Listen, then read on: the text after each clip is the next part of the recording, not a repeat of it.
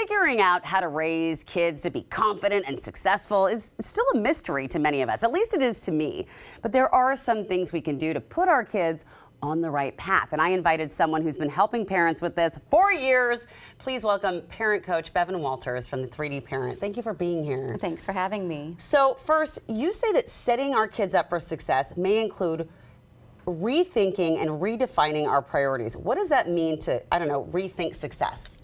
Well, a lot of times parents, when they think about, oh, I want my child to be successful, they're really focusing on achievements, on things that are kind of measurable by metrics like grades and, you know, making it on the teams for sports and things like that. Yeah. What I want to invite parents to do is focus more on kind of like the inside job parts of growing up, things having to do with kids developing a secure sense of who they are, being able to manage the ups and downs of life with resilience and tenacity.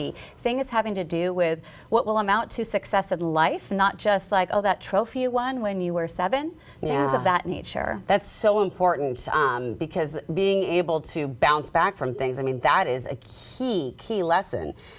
I love this. You use the idea of a pressure cooker as an example for stress on kids, often driven by parents.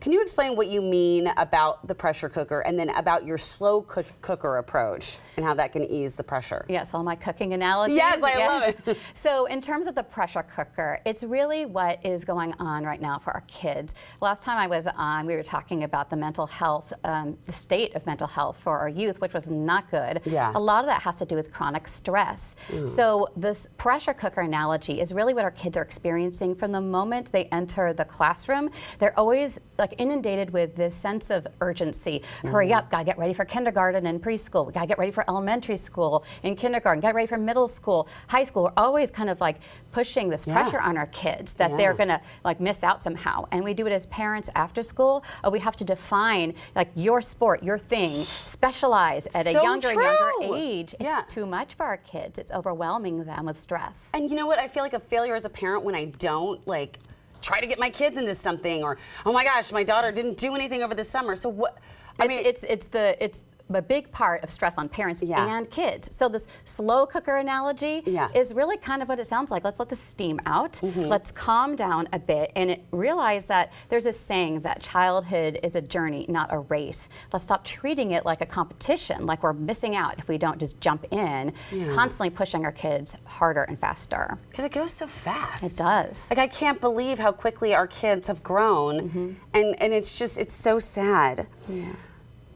Okay, these are all good things. You're making me feel better as a parent, but I know we can't always be perfect. Right. But you have some key tips for a balanced approach, right? Right, and what I hope parents will take away is that actually it's simpler than it seems. It's not that complicated. We just need to do less. We need to think about ways in which we can put less on our kids, and some of that has to do with not overscheduling them, not signing our kids up for 3, 4, 5 activities after school. Pick 1 or 2. Play dates. Kids are overscheduled in their social calendars. A play date a week is more than enough. They're with their peers all day long. We also can resist the temptation to heap more pressure on our kids to perform academically. Look at grades, look at report cards as communication. Talk with teachers if your kids are struggling, but don't put more pressure on your kids to, you know, oh, that's not good enough. 95, where's the 100%? That's too much for our kids.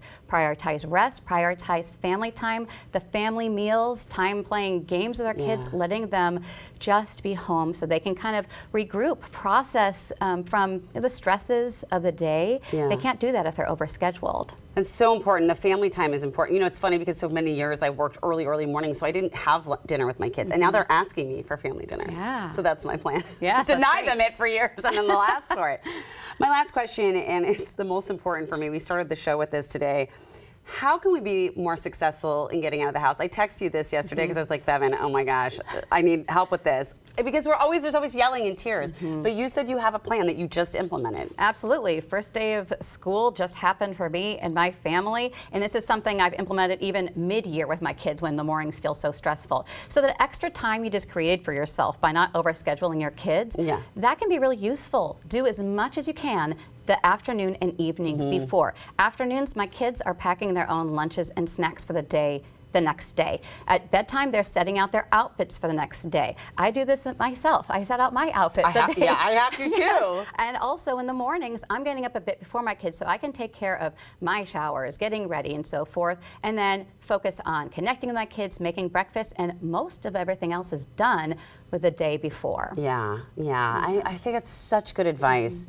I do remember you telling me many, many years ago that when you stress and you rush the kids out the door, they take that with them when it's really like, what is the big deal with taking a few extra minutes, right? Absolutely, and setting yourself up for success. And some of that means planning ahead and being proactive the day before, and some of that means taking a look at how much time your family really needs. So the time doesn't have to feel so full of stress. Again, putting more pressure on the pressure cooker. We're trying to release the steam, making it a little easier, and that kind of goes throughout the day with our kids. Such great advice. I love being able to come to you with all. You always know what to tell me and what to say. And I also want you to come back because I know that you have such great ideas when it comes to homework, and you have specific feelings on when it comes to homework. So I can't wait to hear that from you. Absolutely. I'll have to have you back again soon.